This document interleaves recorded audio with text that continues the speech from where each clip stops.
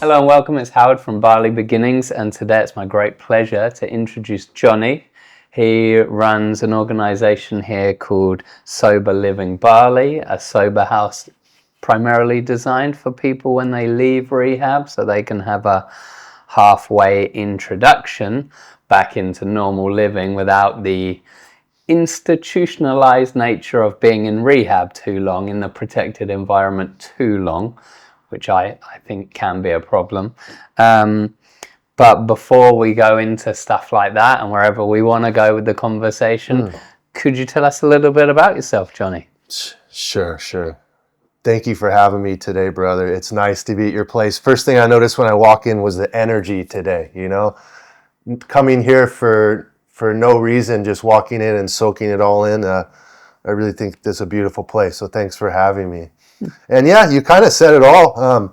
I opened Sober Living Bali after years of teaching sports programs at the different rehabs here. I'd meet all these guys who come over and they get sober for 30 days and they didn't want to go back to their own country. So they'd rent their own villa here. And it was like clockwork. They'd call me the first night, Johnny, the whiskey and prostitutes are here. So I'd say, come live with me. So this went on for a couple years. And finally, I just pursued the path of opening Sober Living Bali. And the way I look at it is I tell people it's sober living, not sober surviving. So when people are really ready to live life sober, then I accept them into the program.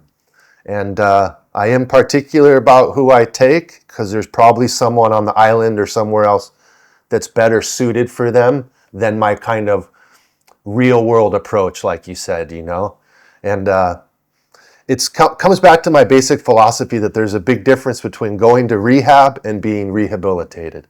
Yeah.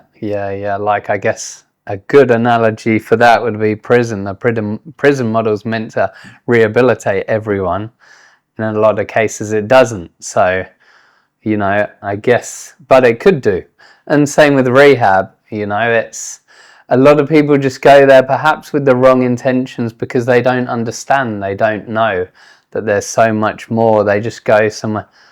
I'm going off in a bit of a tangent. No, you're. I get to what you're saying. I'll add to that because I don't think of it that way. What I see a lot with people is there's a lot of kids that are professionals that go into rehab. They know what they're doing, and the parent in a way rescues them. So they never have that chance to find their own motivation. It's always like, here we go, another rehab, right? So they know what they're doing. So I see that more often than not than as what you were saying. They don't know what to expect. And by that, I mean, how would you fully know what to expect? I guess by that, there's a lot of rehabs with a lot of different programs and ways of doing it, different things of doing it.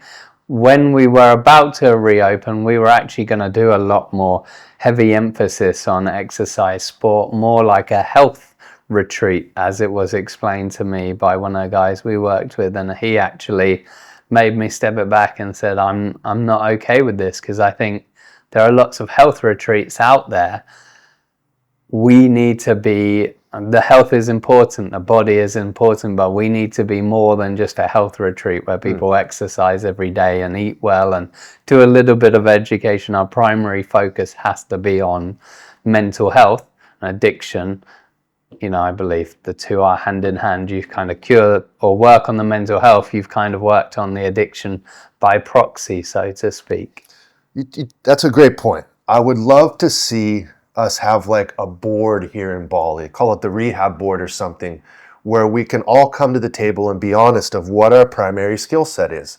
Because there's a ton of athletic retreats or wellness retreats, but there isn't a ton of, like you're saying, the mental health, focusing on addiction and mental health.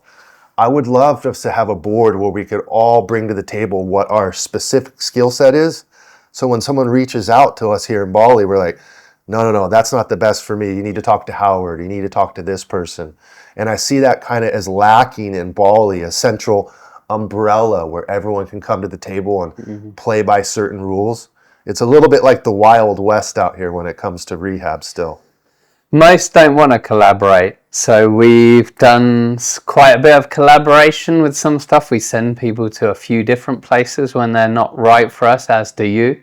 as do a few others. So it's kind of getting better because ultimately, I believe, unfortunately, there is more than enough residents, people in the world struggling with addiction to meet all of our needs from a client perspective.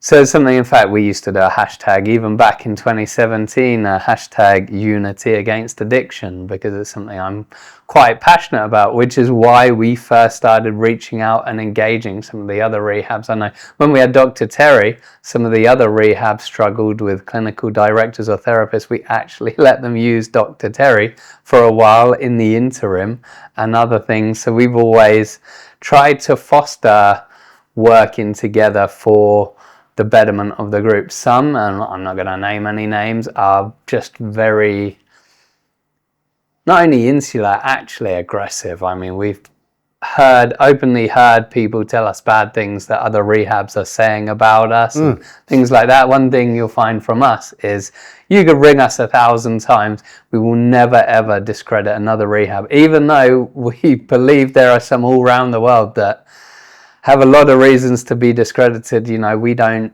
believe in that practice. I don't believe on raising us up by lifting other people down, pulling other people down, to steal someone else's phrase, not mine. Totally agree. I always tell people, I will not speak poorly about any other rehabs, but I'll tell you which ones I highlight and recommend. And to be honest, you are the only person in the industry that's come by my home. Remember about 4 or 5 years ago? When you found out what we were doing? You came by with your client that was bouncing off the walls, that gnarly, I remember. That gnarly dude. He walked into the house and he looked around, he's like, nice house. I was like, ooh, you're a little heavy, bro. But you're the only one that's actually come by and put your nose in the operation. And it says something that you care for the people you're with and you want to find the best fit for them. And granted, a lot of rehabs refer people to my house, but no one else has stopped by. You know, and I do know a lot of the owners and stuff, but that meant something to me when you stopped by my place. Oh, wow. Wow. See, that would have never really dawned on me. It just seems normal thing to do. And wow, yeah, I'm a bit lost for words with that, really. I don't know what to say to that, but yeah, cool. Thank you. And we absolutely do. And we're absolutely not for everyone. So we will recommend people to other rehabs on the island as well. We, like you, and luckily we've been able to make it stick, which really takes the weight off my shoulders.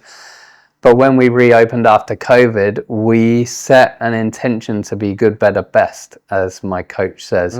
And one of the ways we did that is we said, we're not going to take people that aren't suitable. We're not going to take people that aren't ready. We're going to do our best to tell them, because that might save their life and change their thinking. Nothing stronger than a rehab turning you away in many respects, to shake a bit of your core belief and go, why, you know, what am I doing that perhaps, why did they turn me away? Obviously some are safety. You know, we're just not, Bali isn't an island for a lot of things, you know, heavy psychosis being one, schizophrenia. We're not a psychiatric facility. Yeah. Us personally, and I don't know of any on Bali, we're not suitable for treating eating disorders. We don't have the staffing at the minute, and it would be unsafe for the people needing treatment if we took them just for taking money's sake. But yeah, a lot's intention, right? We want to foster the best groups and work with the people who are most ready. And if we take people, to use kind of what you said earlier, someone sent by mum and dad, perhaps don't have great conviction, don't really think they have a problem, especially if they are successful, like you said, young, then they've got all this stuff going right for them. It's even harder sometimes for them to see the problems with the addiction or the powerlessness. Then they're often not the right place for us, because they're not ready to put the work in that's needed to change. Conviction. I haven't heard it said like that. You know, I often think at times, are people ready? Conviction. Yeah, it reminds me when my father walked into my room when I was drinking. He didn't have to say anything this time. He just looked at me and said, son, are you ready? It gives me chills, because they were trying for so many years with everything. He took me around the world to like the best doctors. Well, he didn't take me, this other lady took me, but my dad took me to all these psychologists, psychiatrists, and I would just convince them I'm a heavy drinker. But everyone knew it was an issue. And I guess when he walked in my room, I had that conviction. There was just a little bit. It didn't have to be overwhelming amount, but it was enough for me to be open to some help. And, that just brought back that flashback. That was heavy.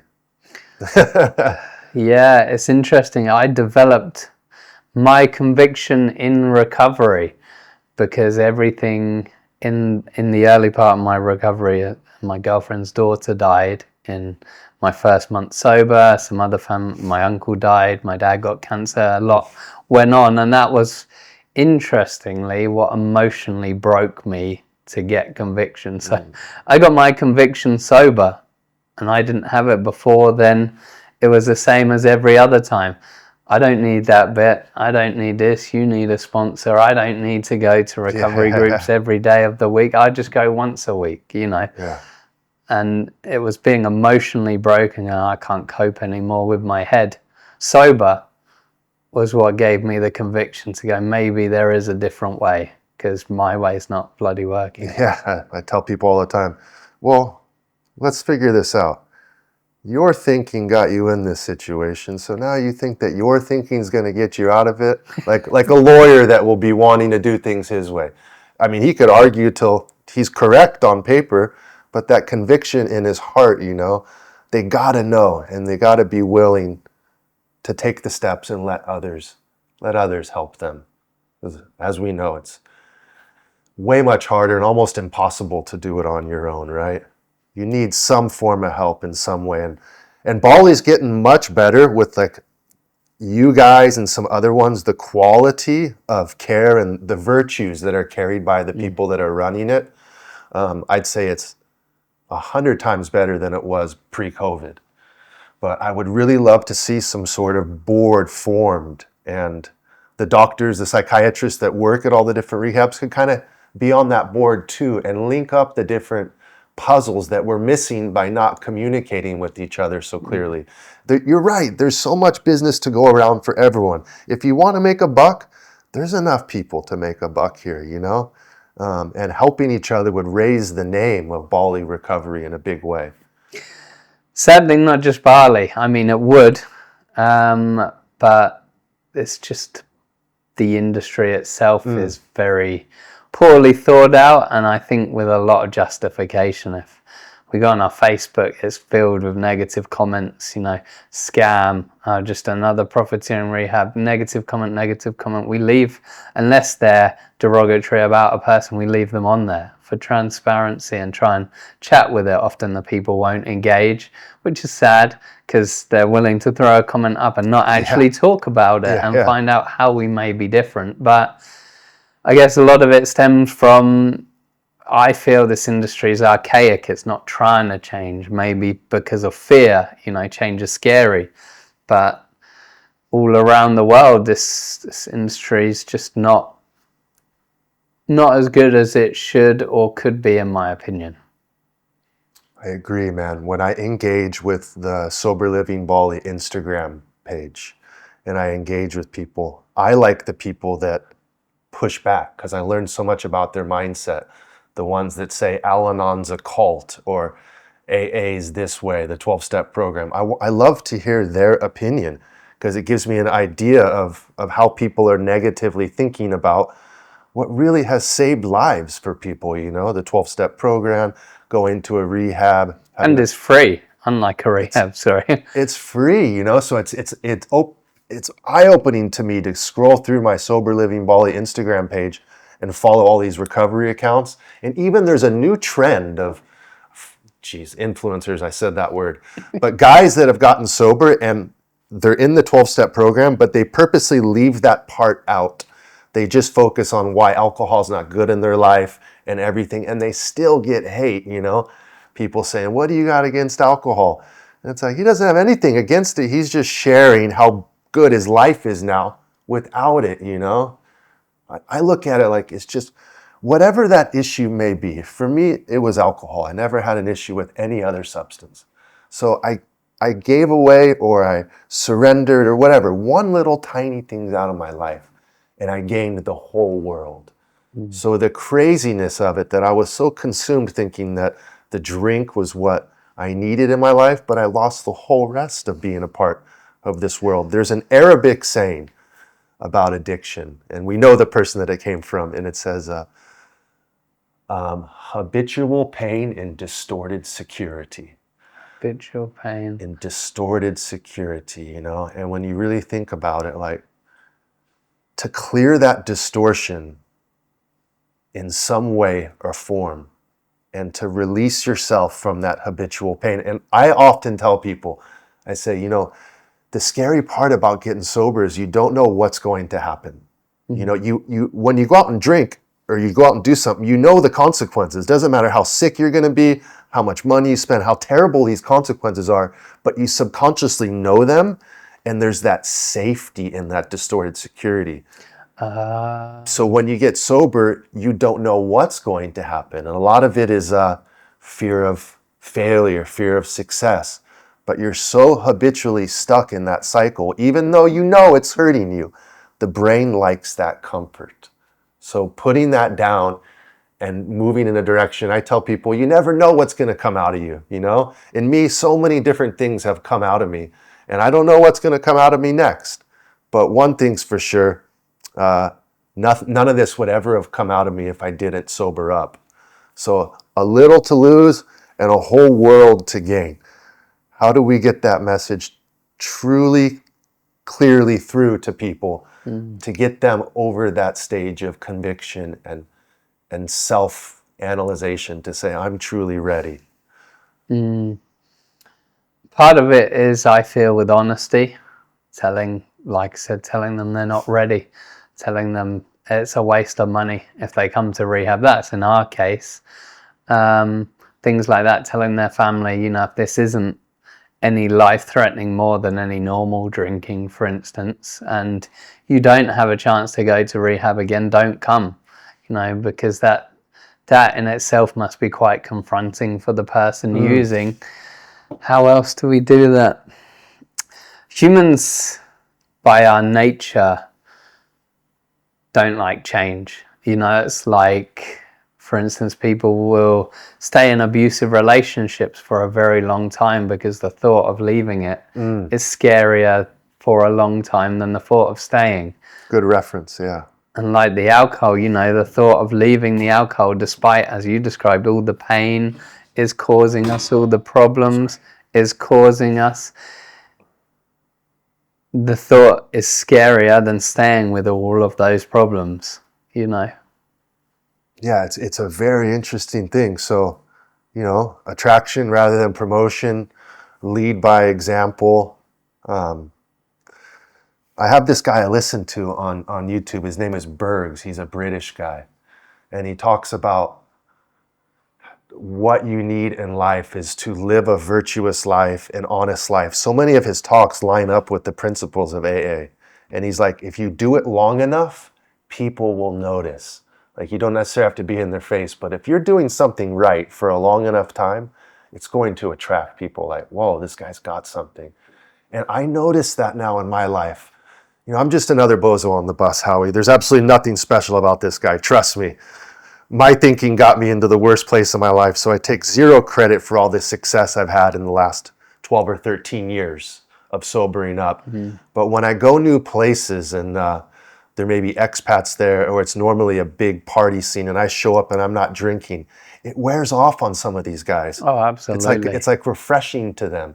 Yeah. And they say the nicest things to me, things that I always wanted to be in my life. I always wanted to be, spiritual is a lame word, but I always wanted to have connection with the creation, right? I always wanted that. And even though now I kind of feel sometimes like a false, like, wow, I got all this stuff that, did I really get it? But when people notice it in you and they make those comments to you, you're like, all right, I've been walking this walk long enough now that people are noticing it. They're asking me questions, and I'm in a position now that I never thought I would be in.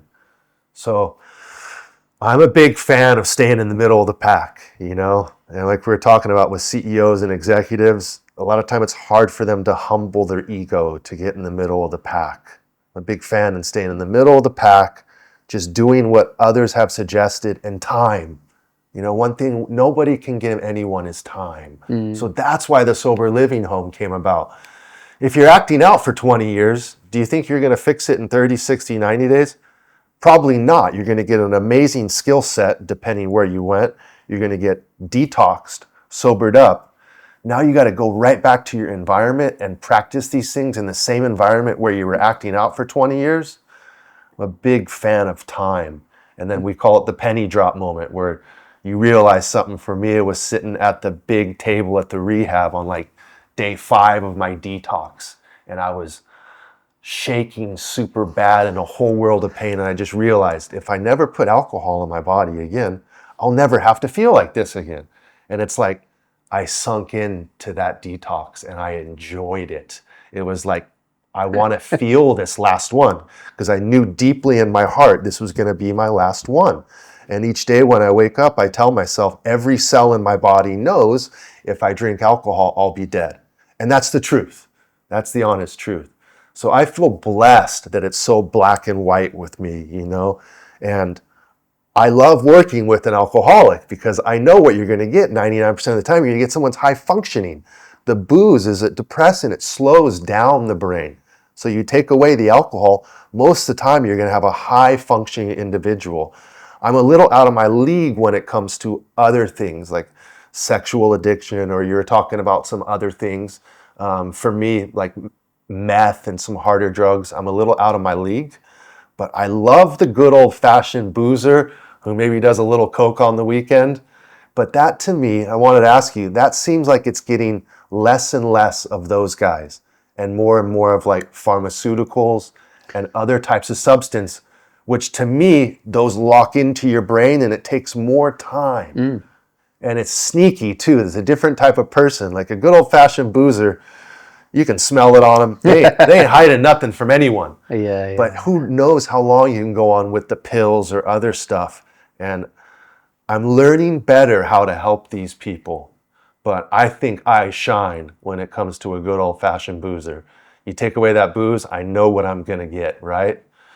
So like if we had a group in Bali, I would put my hand up to be the guy to deal with boozers and guys at sports, athletic, because that's my cup of tea, right? Yeah. And I think I could do the best out of anyone here.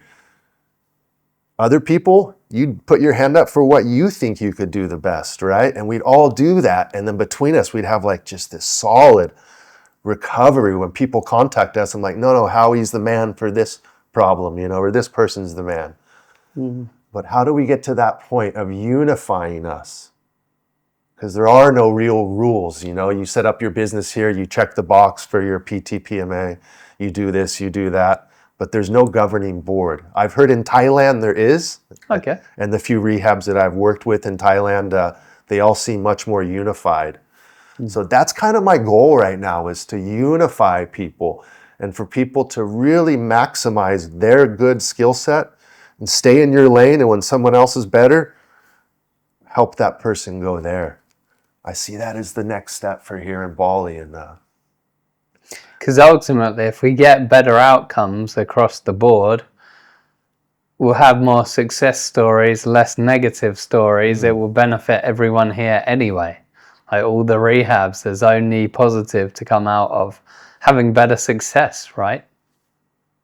Absolutely. You know, how many people, what I see is people want to come to Bali to find themselves in a way.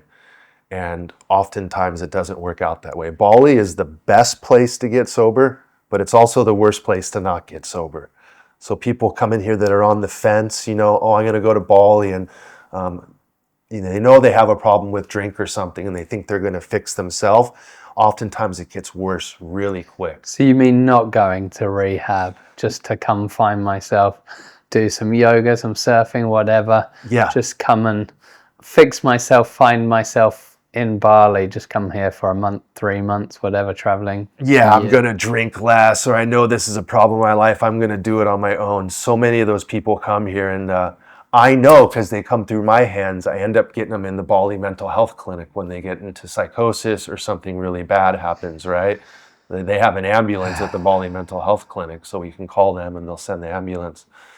But it's if we had something to show these people, like if they're Googling Bali, find myself or whatever, spiritual retreat, and then boom, the Bali mental health board pops up and it has links to all of the different people here who can specialize in what they're looking for.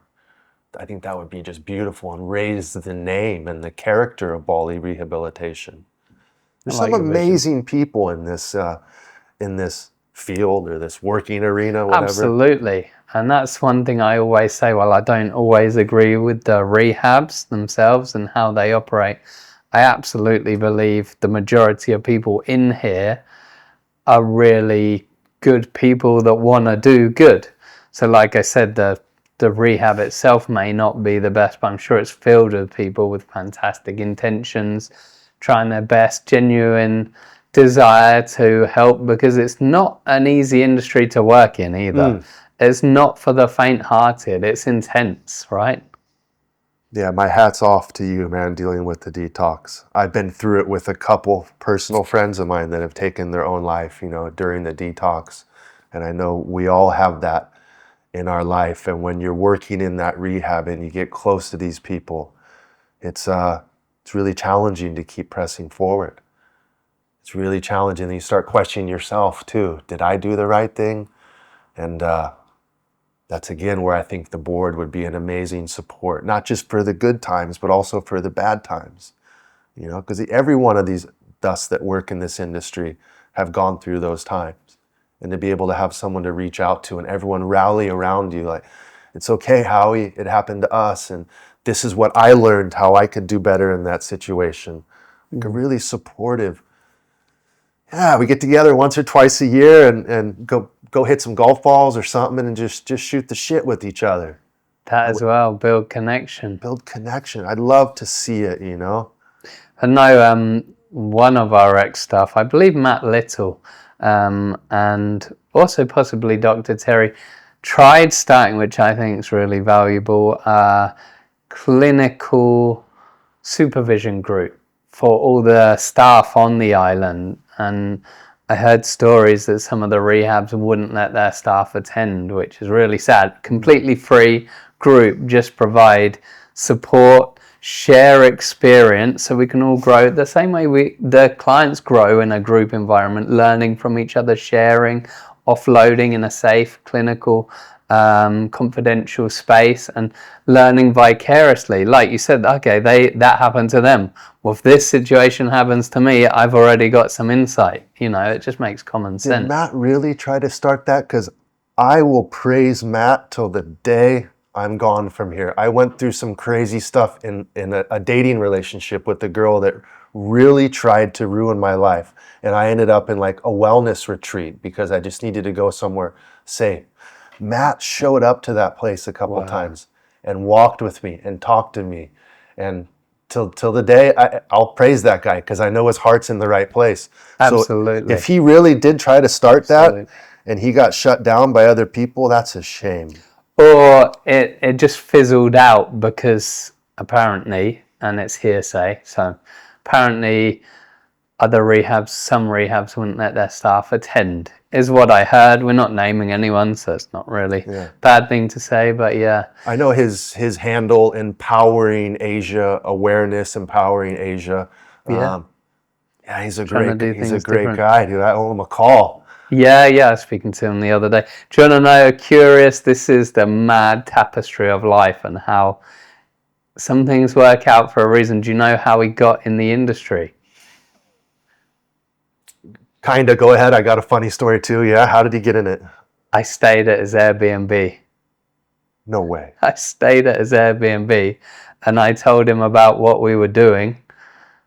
He then later joined our team and we got shut down by the volcano, a bunch of other things, but Yeah, and it all grew from there. So I stayed in his Airbnb over in Sanur. That was back in 2015, I think. Yeah. And we opened in 2017. He worked with us back into 2017 before the volcano. So it was absolutely bizarre. And he had some experience in the UK. Correct. Yeah. How long were you shut down for? Because I didn't know that you were doing this before. It's just the last 3, 4, 5 years that... It's been a ride. Yeah. So we've been doing it for 11 years, me and my best friend. I never thought we'd relapse. Funny enough, he relapsed on prescription medication. My wife found him dead. Oh. That was start of 2017, essentially. So we opened the rehab. I was so desperately determined, even more driven, having lost my best friend and brother to this. We reopened in, I think, September 2017. We were full with a waiting list, doing quite well. And then November 3rd, November 23rd, volcano explodes. Yeah, I was here. Yeah, first time 54 years. And what really made it bad was how Bali handled it, because the volcano was barely anything for the vast majority of people, not to undermine all the people close to it. But we're like 75 miles away from it. And that was in Sanur. So... But it was the panic that Bali generated, and everyone, well, you know better than me, everyone cancelled their flights for 6 months as I lost my house. I got in 50,000, I had to borrow £50,000 to pay everyone to shut. That was a great guy, Pip, one of our directors, our old directors, we still work a lot with him. In fact, me and him were talking to Matt about going to Lombok next week. Me and Pip are going to Lombok. So that's why I reached out to Matt to say, hey, come with us, you know. He convinced me, look, we need to borrow money to pay everyone to shut because we don't want to leave a wake of debt. It's not the right thing to do, which I have to be honest, I needed some convincing rather than just going bankrupt at first. I was in the middle of a nervous breakdown at the time. So, you know, Scott died, I hadn't dealt with it. I tried to overwork it running 3 businesses. I wasn't meant to be running the rehab. 3 businesses a bit too much for someone, you know, fell apart.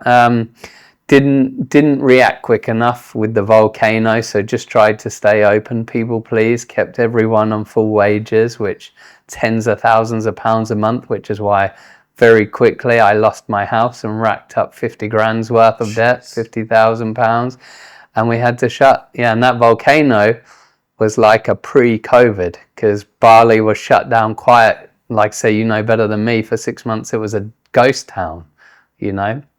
The only plus though, because of what I've learned from the 12-step philosophy, you know, don't blame everything else and everyone else. Extract what you can from it. I went, okay, I worked with someone in the AA fellowship and looked at it and went over it and the death, and it was, well, what did I do wrong? Didn't react quick enough. Buried my head in the sand. Just blindly hoped it would go over, etc., etc. And then when COVID happened, I was prepared. We were one of the few people prepared for COVID. So we reopened in 2018, maybe 2019, round then, COVID, March 2020. And I was saying to all the team, Dr. Terry, Gary, Josie, etc., you know, we need to be ready for this, and it'll blow over. I believed it would blow over. I think we all kind of believed it's not going to be anything. But I was like, I've lost my house. I haven't got another house to give. I'm still paying off the debt. Took me a few years to pay off that debt and a lot of 12-hour days, which isn't necessarily healthy, but I'm glad I don't have the debt, that's for sure, because that wasn't healthy either. And I said to him, look, we need to be ready. So we had a plan. Actually, we had a crunch meeting, and we said, right, as it was heating up, we got the 6 clients in treatment. What we're going to do, the world started to shut down. What we're going to do is, best case 2 weeks, we'll get 90% of our clients home. The rest, a little bit of treatment we'll do online. Worst case, 7 days. And, you know, we'll have this, half the clients finish treatment and half will do online and give some refunds. And within 24 hours, New Zealand had threatened to shut its borders, and we had 5 of the 6 clients home and 1 client at the airport waiting to go home. And then the country is just started going shut. Yeah. So we had this 14-day best case, 7-day worst case, and within 24 hours of that meeting, it was like, holy crap. It just, the world went crazy. But we were ready. We shut down. We paid all our money to staff to say, look, we're sorry, we can't keep hiring you. I can't make the same mistakes and keep paying you month on month. You can't bleed out again. Exactly. And just get in horrendous debt, get my wife in horrendous more debt than we already were to do this. Didn't have a house to sell. So, it's been a ride. So we've been around a while. But the interesting thing and why I now see it as a blessing, other than the fact, the volcano, the first time the volcano losing 2 businesses in 1 month and the huge debt stripped all my ego and really humbled me, which I'm very grateful for. Every time we've been shut down, we've come back infinitely better. So shut down, we were like here. Dr. Terry joined. He gave the 24/7 medical supervision, started detoxes, medical policies, having run departments in the NHS, and his vision was beyond what I could see when I started it with my purpose and passion. It was up there.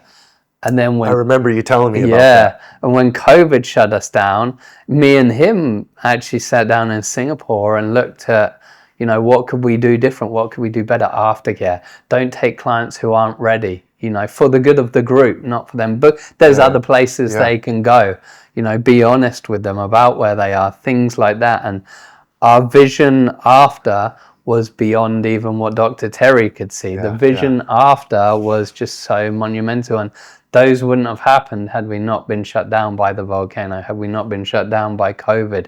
So it's fascinating to see what can come out of this adversity and what, I fundamentally don't feel we would have got there had we not had the shutdown and the pause and the reflection and the space to breathe, to look at these things differently. It's like a tree that grows up. If it's never tested by the wind, it gets too tall and one storm will blow it over. You guys have been tempered the whole time, and you get to the top. I think we've all been through a little bit of that journey. And part of my business plan, or I have a yayasan, a nonprofit attached to my company. And I always have a fallback plan to that, to where I can still help people. And I've always tried to keep my prices low and my overhead as low as possible. And like we were talking before, I'm going to go towards 3 or 4 time periods per year when I offer the sober living. And that will help me even streamline the costs even more, so I can lower the costs for people. Because I think that's why a lot of people contact me off the bat. They see the $2,850 for a month. I wanted it less than $100 a day for a home in the sober living, a room in the sober living. Yeah, I call it safe sober support. Oftentimes they do pay a little extra because I'll give them a lot of love extra, and I'm like, hey, I don't want to be resentful, so you got to pay for my time or my staff's time. Yeah, extra services. Extra services. But I like to keep that price range low, where people do have a chance at least to reach out and talk to me. And I'm going to add to that of some sort of virtual program. I've been working with a guy in California who's designing an AI for my Sober Living Bali. So I'll be able to offer him this AI for Sober Living Bali, a packet of stuff that I've put together that basically describes the 12 steps and this fear we're talking about, what's going to happen. I've kind of summarized that in a packet of why we're afraid of something good that can happen, so people can go through on their own. And then I'm going to do like a virtual program with them, because say out of 100 people contact me, maybe 5 will come to the sober living home, and then I got 20 people who I still stay in contact with that I've just formed a friendship with. And so they send me text every couple days, or they call once a week, and I'm doing all this for free, which I want to do, but I feel like there should be some sort of outpatient package that I can offer them from the start. Like, look, I'm no problem talking to you, hanging out, but this is what I can offer you on a professional package level. So that's kind of the direction that I'm going, and being tested by all these life and tribulations and stuff, and seeing how I can really help people, interestingly, we went the other way. When me and Scott first started, it was completely a charity. And we very much, Scott being my best friend who died, we very much found out very quickly addiction is a very hard thing to raise money for. Like, naturally, some are a lot easier than others, like, children, orphanages, things like that. My coach raises a lot of money for children's hospitals. Addiction is a disease of resentment, animosity, anger, broken up families, broken up husbands, wives, marriages. Fuck me, people do not want to donate. A lot of people don't, not all obviously, a lot of people don't want to donate money to addiction. It's certainly one of their latter choices. And we evolved and went on, and then we moved to, we want to give the best quality care for the lowest price, particularly with Dr. Terry. And which I feel we did with Dr. Terry. It was phenomenal what we were doing for the price, but it was fucking scary, and everything was a tightrope. So we had 6 beds, and at 5 clients we lost money. I remember coming in here and seeing just the room packed with qualified people, and I'm really quick with numbers, and I go, holy moly, Howie's got to have this amount of people in here just to keep the lights on. That's how I lost my house very quickly, and a massive debt. But we were doing that, and I feel we were very successful, possibly one of the best pound for pound private rehabs, because we're not funded by any governments, or clients don't get paid by the government, or government don't pay for any places with us, which would make things different potentially, but there are drawbacks to that. But so we were doing that, and when we came to reopen, we sat down and we go, but everything was a cost cut. People had to buy food on activity days because we couldn't afford to provide food. Nursing, medical, standards, training, clinical supervision. I can go on and on with the list of cost cutting we had to do to achieve that. And that was our core belief, our core model. And I had to shake up my core belief and go, do I want to keep doing this model, or do I want to go for the best care and the best change and innovation? Innovation takes money. When we had the 1 year aftercare, which is now 2, we had to up our prices to make it 1 year aftercare. And I'm like, will anyone take it? Will anyone buy it? Will it work? Will we just fail? Will I lose everything again? Or, so it was scary, but we actually made the choice to go away from the cheapest price possible, high quality, and go, actually, we want to do better and better care and continue to grow and evolve and try and shape the industry. But we can't do that being the cheapest. We just can't. So it's interesting. We went the opposite way, you know. And I really admire your honesty about it. I don't think a lot of people in the business would be willing to sit down and be this candid about it, right? I know. And it says something about your character to say, I met this guy in a meeting in California, and he was Toyota car salesman, top salesman, like 20 years in a row. He had like 30 years sober. And I'm like, what's your secret? And he goes, first thing I tell the people is, I'm going to make $1 off you. I'm going to make $1 off you. So let's work together and get you the best possible price for this car. But he'd be right up in their face, not trying to backdoor them or to manipulate them in anywhere. Honesty. And I love that when people just, I'm going to make some money off you, and this is why I'm going to make some money off you, because I provide this exceptional service and have to pay these people, and, electric in Bali costs this, right? So I'm dead honest with people too that, you're going to have to pay, and it may be a little more if you want some extra care, but this is why you're getting it, And I do have a lot of support from the Bali Mental Health Clinic. So 19 psychiatrist friends of mine opened that clinic with their own money, and they did it out of the goodness of their heart so people don't have to go to Bangli when they lose the plot. Goodness. So they've been like a lifesaver for me, that they can send the ambulance and pick the people up, right? Because there's a fine line when they're okay to come to Howard for detox. Oh, absolutely. And then when they're completely messed up, like the kid 6 months ago that his liver was just destroyed, and he didn't make it, but we had to get him to the hospital as soon as possible. So working with those people, and they're like grassroots, fair price. A lot of people can afford their detox. Yeah. I found that through my golfing, like doing charity golf tournaments, I'm able to raise, it may not be much, Howie, 500, 700 bucks, 10 million, 7 million, but I found it most needed in ambulance rides. So I gave it to the Bali Mental Health Clinic for ambulance rides. When people call, don't question them and get their credit card and everything. Go get them.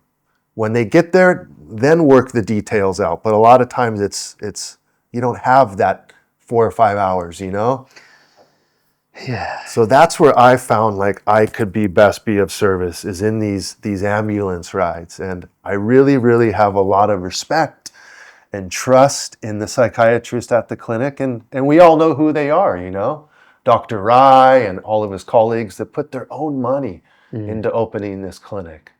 So we're going in the right direction in Bali, A lot of us have the right virtues. I think the next couple of years could be really good for us in a lot of ways, but we need to come to the table because I just learned a lot about you, about your business model, how I can apply that to myself, and it's going to enhance what I'm able to offer to people. But it only comes through sitting at the table honestly, right? Exactly.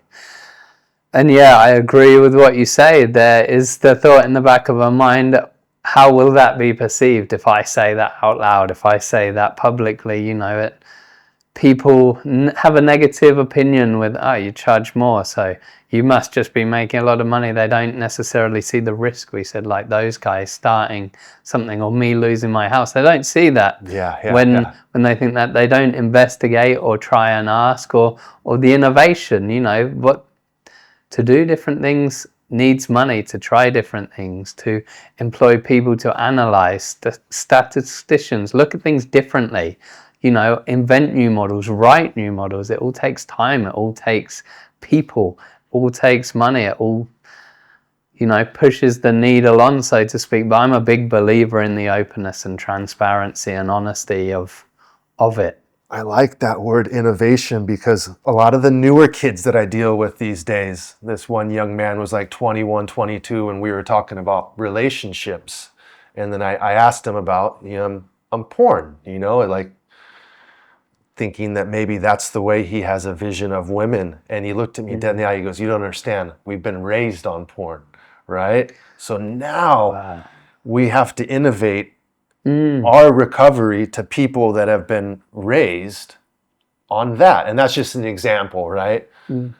A lot of the newer Adderall drugs or whatever may have you, many of these kids have been raised on them. So my old good old-fashioned boozer model, right? Take away the booze, is kind of out the window. So innovating is, I like you're saying that, There's a great guy, I follow a lot of people online because I always want to learn and grow, and his expression is innovate or evaporate. Yeah, nice. Which is like us for recovery, change or die. But it's the same, and that's how, this is what I don't like the model. Actually is a good segue back into why we did a big study. Takes money. We did a big study into the Australian market, and what we found was shocking. Like the responses we got from rehabs and the comments are things. One rehab in Australia just put on their FAQ, what if I can't afford rehab? They wrote tough on their own FAQ. And the problem is, and that was like, the responses we got were shocking. The lack of attention, the lack of care, the lack of caring. People just spamming an empty email with a brochure, not even replying. Oh, sorry, did you send that by accident? No, call the number. That's what we got, to blank email. Sorry, did you send that by accident? No, just call the number. That's what we got. And in their signature, it had all these awards they'd won. They can't even write one sentence on the first email to someone. And that is because of all the government places. When you get all these clients given to you by the government, you don't need to be good. You don't need to innovate. You don't need to be good. You can just be, and you'll survive and thrive. Whereas we have to innovate. We have to be good, better, best to earn our clients. We have to earn our clients. And that's I'm quite getting goosebumps. Yeah, I'm quite yeah. passionate about this. That's how we choose to get our clients, by continual earning, continual improvement, aftercare 1 year to 2 years, new training model for RCs, new training manual we're doing for them in RCs. We're now doing individual supervision for our recovery coaches as well as group clinical supervision. We've just created, first on the island to my knowledge, holiday time for our recovery coaches, which hasn't been a thing, but they need to deal with burnout. And all these things we put in slowly, improve. We focused a lot on the staffing because we know that directly correlates to the care they can give their clients, the staff, the residents. But we constantly look to improve. That's fundamentally how I believe we should and we do get our clients. Constant improvement. Innovate or evaporate. Literally that. And that's why I get really upset with the UK is the same. Places that charge a fucking fortune and just get given, sorry for my language, a whole load of clients because they don't even have to be good. I'm not going to name any names, and they're bringing us all down with this reputation. What a lack of empathy when you were telling me about that. They just write back tough. Like, what a lack of empathy. And we have the emails. I wish, it's not our way, as I said earlier. We don't pull other people down, but I wish I could just publish it. Just send screenshots. I freaking wish I could. Howie, you're right. I have friends in California who run sober living homes. And it's just, they are making hand over fist money. The government just pumps these people in. They get a couple grand per person. They'll put 10 people in a house, literally making 20 grand a month. I hear it from people in meetings. I hear it from people I know. And it makes me remember when I went to rehab in Hawaii, 2013, 48 people allowed in this place. I was the only one there on my own will. There was 47 people court ordered. So on like the second day, the head counselor, this older guy, saw me kind of sitting in a corner trying to figure it out. He pulled me aside. He goes, yeah, this is all great. You're here. Eat some food, talk to some people. The real work for you is out there. So I remember I got a bicycle and I just plugged right into the middle of the groups, right? Because nobody wanted to be at that rehab. They're all talking about I got a 40 hidden in the bushes when I get out of here. So it was doing... God bless them. They were really trying, but to court order 47 people and then me, I stuck out like a sore thumb. So I guess my motto now is I want everyone to be there because they want to be there, not because mom and dad told them to be there, not because their job suggested maybe they go, but they have that. I love that conviction, which leads to a search, which contacts them to Bali, and one of us can point them in the right direction. And they end up where they should be with the right people who are open in Canada about what they're charging and why. And there's no hidden jokery. There's no fuckery. There's enough people to go around if we really do it right. Absolutely. Yeah, I love it when people tell me their kids are here. I'm like, fantastic. And there's another rehab I work closely with Calm Rehab. When they say they're there, I'm like, fantastic. Because I know the virtues, I know the character of the people running them. And exactly, what a great place to be, in Bali with your team here. Man, I really hope they get their life together. Yeah, and you mentioned a Bali board, but maybe it needs a world board. So our outcomes are multiples better than the average. And we like to think there are a few things for that, like the aftercare. But one of the reasons is we have 7, 8 out of 8 people who want to be here. We don't have 1 out of 48 who wants to be there. Yeah. If you have 47 out of 48 that don't want to be here, guess what? Your success rate is not going to be very high because the people don't believe they have a problem. And maybe that's what the world needs, and all these places that are government funded need are accountability. Somewhere that actually measures, tracks, take some of that money. There's one rehab in London that will remain nameless. It's £14,000, 28,000 Aussie, probably 16, 17,000 US a week. Government funded often, or most of their clients come from the government. per week. Imagine you took that money or some of that money and did a board that follows up with people, finds out how they're doing, and you only get clients sent to you if your statistics are good. That the government's tracking, not that the rehab's tracking, because we could lie about them, I'll be honest. But that, I mean, the one thing I say, if someone's claiming high success rate, ask them how they did it, because it's all good and well to, claim some things. Ask them how they did it. If they're not doing something different from the other rehabs, they're probably not being honest. You ask us, and I say, well, we've got now a 2-year aftercare. We're just adding a bunch of nervous system reset, meditation, exercise classes to that. We don't take people that want to be there. Instantly, your statistics shoot up. Like you mentioned, all the qualified staff, the huge levels of staff into other. So, that ask them how they're doing it. But maybe that's what the world needs, is the industry everywhere needs is accountability, and you get funding, you get places paid for by the government based on your accountability. And guess what? Then it needs to level up. You need to level up, innovate or evaporate, be good or disappear, which is what it should be. It's quite madness. Like all these organizations, UK, Australia, probably US, just survive and thrive when they have no right to. They're not earning the ability to, but the government's just doing it, possibly for lack of knowledge, understanding, awareness, I don't know. But that, I'm thinking out loud here, that feels like something that would really change the industry worldwide. I love it. And I just relate that to how I help people. You're talking about how your success rate or whatever is because of the things you do. When I tell someone, hey, you're coming to sober living, not sober surviving, how they respond to me in that first 5 seconds afterwards will tell me most everything I need to know about them.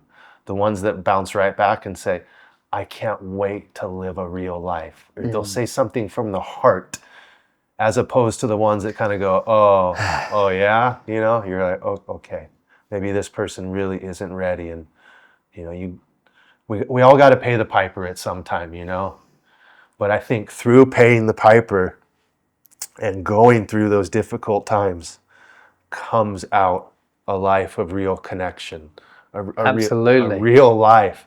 Like Absolutely. Through the pain, through the hardships, there's no quick, easy way there, if there was, I mean, the 12-step program is phenomenal, but you can't go detox in the 12-step program and learn different set of tools, which you can here, right?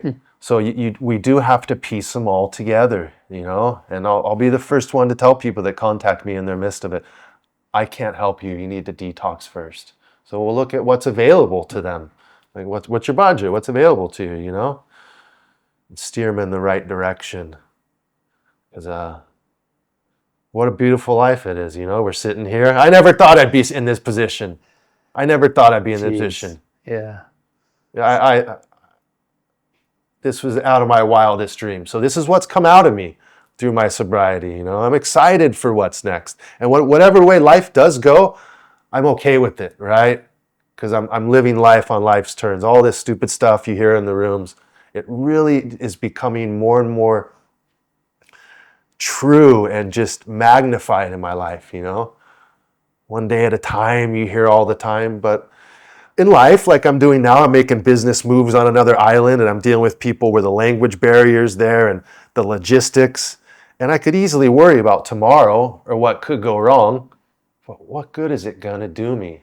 So it's crazy. I'm so grateful to this program and the people in the community, because you can apply it to everything in your life. And it's like, whoa, here today, I'm above ground today. That's all that matters, And then to have that deep sense of gratitude in whatever way it comes out of you.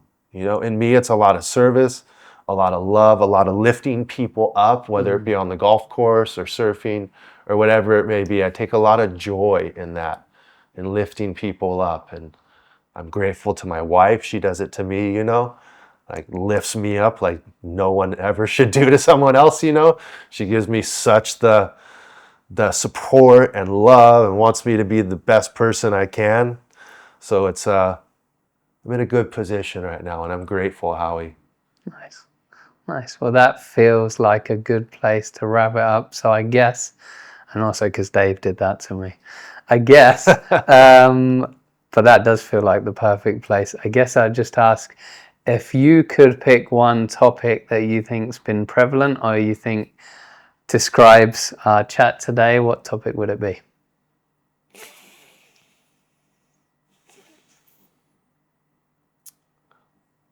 I'm still impressed by your ability to talk about how you make profit, the candidness, if that's a word. Your English got better vocabulary than me, of being open and honest about what we're able to offer in Bali and how we're able to help you. I think that's the topic that just needs to be dug into more and exposed in a way, because you can find online 100 grand to go to the Astana, to a rehab. But there's such a difference between going to rehab and being rehabilitated. And if I came and asked you at the beginning, how are you going to rehabilitate me? All those things you said, that's your program of rehabilitating the person, and those have a dollar amount to them. So it's all open and honest. I just wish that that could be at the forefront of Bali in the community, and people would feel much more comfortable coming here and diving into a program head first, knowing that their 15 or 20 grand is going towards all these things, not thinking that it's just lining the owner's pocket while he sits in Bali on the beach having a drink, right? Like really knowing the intentions of people in the business and really helping each other out. That's what I would love to see more of this. Big difference between charging money and adding value. There you go. But if I had to pick one thing that I think sums it up for me, it would be instant gratification. Because alcohol, it works. We pick it up, we drink it, it works. But as you've alluded to lots, and your whole program, I guess, is about, it's not a quick fix. And we did a podcast, Surviving to Thriving. I forgot what you called it, Surviving to Living. That's it. It's not a quick fix. Yeah. Rehab's the A&E of the addiction cycle. We patch you up, give you a lot, get you out there, but the continued rehabilitation is ongoing, and it isn't an immediate quick fix, but it can be a lasting and infinitely better fix. So I'd say instant gratification, or as your program shows, the lack of instant gratification, or the benefits of not pushing past, or the benefits of pushing past instant gratification. Enjoying the journey. Enjoying the journey, you know. I like that. Not always easy. Enduring sometimes so we can enjoy. Enduring. But yeah. Right on. Thank you, Howie. Thank you. It's been an absolute pleasure.